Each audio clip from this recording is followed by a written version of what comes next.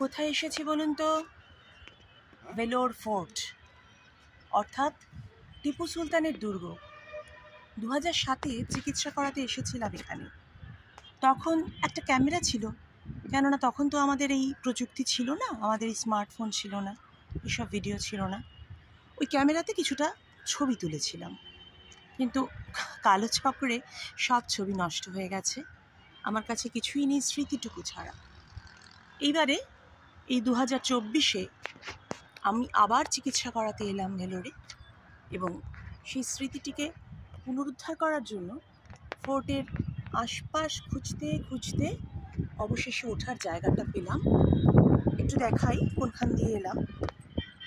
এখন আসলে ফোর্টের এই যে পরীক্ষা আপনি খানিকটা দেখতে পেলেন আপনারা, পদ্মবনে মোড়া, সেই পদ্মবনটাই ছিল চতুর্দিকে, পরিচ্ছন্ন কিছুই ছিল না।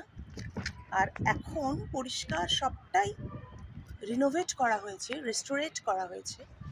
এবং এই যে এইখান দিয়ে উঠে আমরা এই পাঁচিলের উপরে এলাম।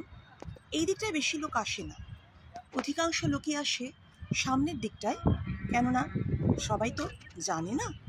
আমি জানি, আমি চিনতে পেরেছি, সেই জন্যই আমি আবার এসেছি।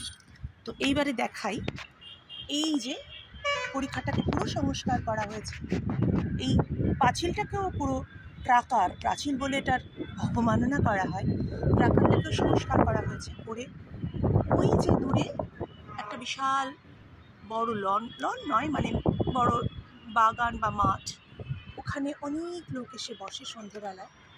সামনে বাস স্ট্যান্ড, পাহাড়, নতুন করে করা হয়েছে এগুলো সবই। এবং এই হলো আমাদের ভেলোর ফোর্ট বা টিপু সুলতানের দুর্গ।